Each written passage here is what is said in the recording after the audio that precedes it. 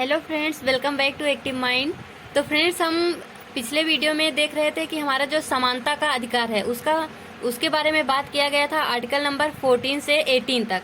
तो हमने पिछले वीडियो में देखा मतलब आर्टिकल नंबर 14 से लेके 17 तक। तो हम यहाँ से कंटिन्यू करते हैं आर्टिकल नंबर 18 से, यानी अनुच्छेद 18 से। तो फ्रेंड्स, अनुच्छेद 18 जो है, इसमें एबोलिशन ऑफ टाइटल यानी उपाधियों का अंत, इसके बारे में बात किया गया है। अब उपाधियों का अंत, इसका क्या मतलब, जैसे होता है ना राजकुमार, राजाधिराज, ऐसे करके लोग अपने नाम के आगे टाइटल लगाते थे। तो अब ऐसा नहीं कर सकते हैं, यानी ये जो आर्टिकल नंबर 18 है वो इस चीज़ का विरोध करता है, यानी उपाधियों का अंत, इसीलिए इसको ऐसे बोला गया है।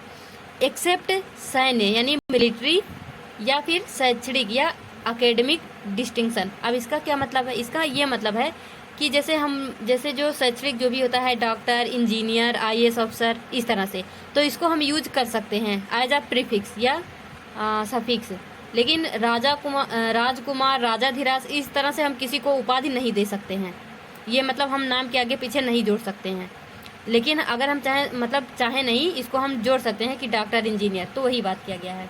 कोई भी राजकीय या सरकारी आदमी तोहफा, उपलब्धि या पद राष्ट्रपति की सहमति के बिना स्वीकार नहीं करेगा।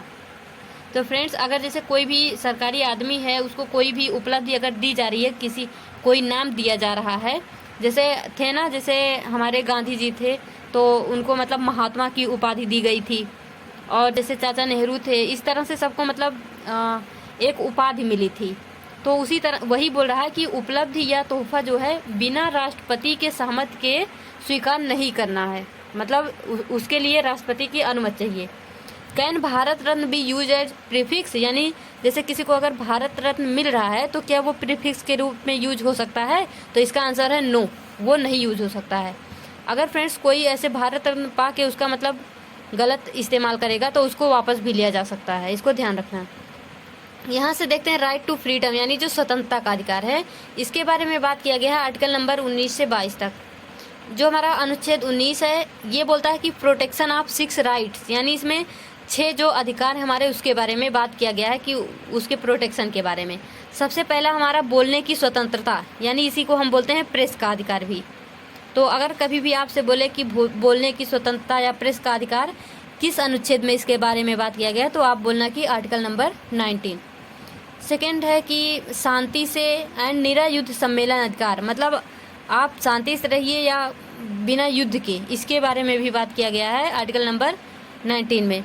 संघ बनाने का अधिकार, अब जैसे मान लो आपको कोई संघ बनाना है, जैसे टीचर संघ है, मतलब ऑफिसर संघ, कोई सा भी संघ, तो आप उसको बना सकते हैं, उसके लिए भी आपको अधिकार है। पूरे भारत में सर्वत्र अबाध संचरण, यानी आप पूरे भारत में कहीं भी घूम सकते हैं, कहीं भी आ जा सकते हैं, लेकिन इसके लिए ये है कि आपको भारत का नागरिक होना पड़ेगा, ऐसे नहीं आप घूम सकते हैं। तो इसकी भी स्वतंत्रता की बात जो है आर्टिकल नंबर 19 में की गई है। ये 5वां बोलता है कि भारत के किसी भी हिस्से में बसने का अधिकार, मतलब अगर आप चाहें आप भारत के किसी भी कोने में जाके रह सकते हैं, किसी भी हिस्से में, किसी भी राज्य में रह सकते हैं, इसके लिए कोई भी आपको रोक नहीं सकता है। इसकी भी ये जो अधिकार है, इसकी भी बात की गई है आर्टिकल नंबर 19 में। कोई भी व्यापार या व्यवसाय का अधिकार, मतलब आपको पूरे इंडिया में कहीं भी व्यापार करने की भी छूट है, लेकिन हाँ ध्यान रखना, वहाँ पे आप ये मत करना कि अब हम मतलब गलत चीज़ों का व्यापार शुरू कर दें, जैसे ड्रग वगैरह जो होते हैं, उसके लिए आपको मतलब सज़ा हो सकती है। तो ऐसा अधिकार नहीं है, जो भी हो वो लीगल होना चाहिए, इलीगल नहीं होना चाहिए। देखो फ्रेंड्स, यहाँ पे लिखा भी गया, ये जो 6 अधिकार हैं ये ओनली फॉर सिटीजन, यानी जो भी भारत का नागरिक होगा उसके लिए ही ये अधिकार हैं। राज्य भारत की संप्रभुता, अखंडता के आधार पर उचित प्रबंध लगा सकते हैं।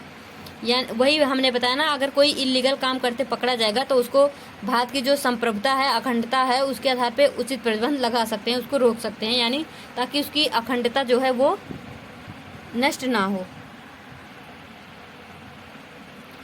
फ्रेंड्स, यहाँ से देखिए आर्टिकल नंबर 20 जो है हमारा अनुच्छेद 20, इसमें बात किया गया है कि अपराधों के लिए दोष सिद्धि के संबंध में संरक्षण, यानी किसी नागरिक द्वारा मनमानी सजा के खिलाफ संरक्षण देता। अब इसका क्या मतलब, जैसे मान लो कोई भी व्यक्ति कोई जुर्म किया है, तो अगर वो जैसे जब तक उसके खिलाफ दोष सिद्धि नहीं हो जाएगी, यानी जब तक ये प्रूफ नहीं हो जाएगा कि उसने मतलब वो क्या बोलते हैं उसको, अपराध जैसे जब तक सिद्ध नहीं हो जाता उसके ऊपर कि उसने ये अपराध किया है, तब तक हम उसको मतलब उसको हम दोषी नहीं मान सकते हैं।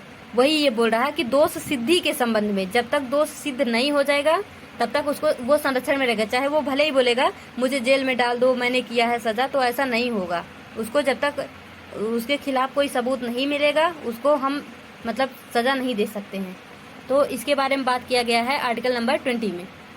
यहाँ से देखिए आर्टिकल नंबर 21 यानी protection of life and personal liberty, प्राण एवं दैहिक स्वतंत्रता। इसको ध्यान रखना फ्रेंड्स, ये बहुत बहुत बहुत इंपॉर्टेंट है।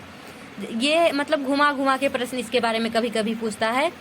तो देखो ये सबसे पहले ये बात मतलब नाम से ही पता चल रहा है कि प्राण एवं दैहिक स्वतंत्रता यानी avail to both citizen and foreigner, यानी ये दोनों के लिए, चाहे वो हमारे भारत का नागरिक हो चाहे वो विदेशी नागरिक हो, ये सबके लिए मतलब ये लागू है। राइट टू लाइफ यानी जीने का अधिकार, जीने का अधिकार किस में बात किया गया है, आर्टिकल नंबर 21 में। राइट टू लाइफ यानी जीने का अधिकार, स्वच्छ पानी पीने का अधिकार, स्वच्छ हवा लेने का अधिकार, राइट टू प्राइवेसी यानी प्राइवेसी का अधिकार, हेल्थ का अधिकार, ये सब की बात की गई है आर्टिकल नंबर 21 में। यानी जो भी मतलब हमसे संबंधित है, हमारे जीने से संबंधित है, वो सब आर्टिकल नंबर 21 में बात किया गया उसके बारे में। देखिए फ्रेंड्स यहाँ पे ये मतलब अमेंडमेंट किया गया था। ये इसको मतलब अमेंडमेंट मतलब ये होता है कि उसको वो ऑलरेडी संविधान में नहीं है, उसको मतलब जोड़ा गया है बाद में, उसी को हम बोलते हैं संशोधन। तो ये जो है आर्टिकल नंबर 21A ये बोलता है कि राइट टू एलिमेंट्री एजुकेशन यानी जो हमारा प्राथमिक एजुकेशन है, प्राथमिक शिक्षा है, उसके बारे में ये अधिकार देता है। तो इसको किसके तहत जोड़ा गया था, 86 अमेंडमेंट 2002 के तहत। By this government has responsibility to provide free and compulsory education in age 6 to 14 यानी जो 6 साल से 14 साल के बच्चे हैं उनको फ्री एंड कंपल्सरी एजुकेशन देने के लिए इसको जो है लागू किया गया था। फ्रेंड्स यहाँ पे देखिए जो हमारा RTE एक्ट है 2009 यानी 2009 जो है ये RTE एक्ट वो इसी के तहत लाया गया था और इसको लागू किया गया था 1 अप्रैल 2010 तक।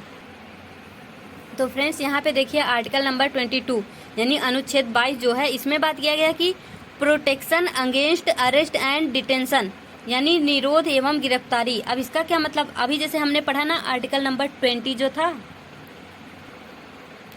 जैसे हमने अभी पढ़ा कि आर्टिकल 20 वहां पे ये बात किया गया है कि दोष सिद्धि यानी जैसे मान लो किसी को हम गिरफ्तार कर लिए, अब हम उसके खिलाफ सबूत ढूंढेंगे, जब सबूत मिल जाएगा फिर उसको सजा देंगे। लेकिन आर्टिकल नंबर 22 जो है अनुच्छेद 22 जो है इसमें मतलब ये गिरफ्तारी के पहले का बात करता है। मतलब अभी हम किसी को गिरफ्तार किए नहीं हैं, अभी इसको गिरफ्तार करना है, यानी बिना आधार बिना बताए किसी को गिरफ्तार नहीं किया जा सकता है। अगर मान लो कभी आपको कोई गिरफ्तार करने आ गया तो आप उससे बोलो कि हमको बताओ पहले कि किस लिए हमको गिरफ्तार किया जा रहा है। बिना बताए कोई भी आपको कभी भी गिरफ्तार नहीं कर सकता है। तो इसको आप ध्यान रखना। जो आर्टिकल नंबर 20 है वो गिरफ्तार करने के बाद की बात है, लेकिन जो आर्टिकल नंबर 22 है वो गिरफ्तार करने के पहले की बात है। वहाँ पे गिरफ्तार कर लेंगे, फिर सबूत ढूंढेंगे, फिर सजा देंगे।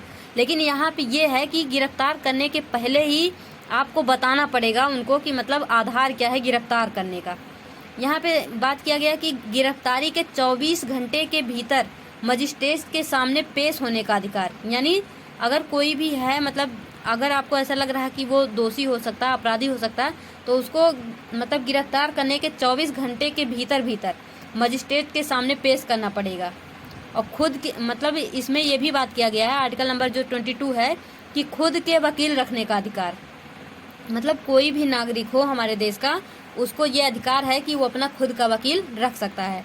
तो फ्रेंड्स हमने यहाँ पे देख ही लिया मतलब जो हमारा स्वतंत्रता का अधिकार है वो 19 से 22 तक। तो हम यहाँ से नेक्स्ट वीडियो में कंटिन्यू करेंगे, फिर हम पढ़ेंगे राइट अगेंस्ट एक्सप्लॉयटेशन। तो फ्रेंड्स तब तक के लिए all the best, be happy, be first.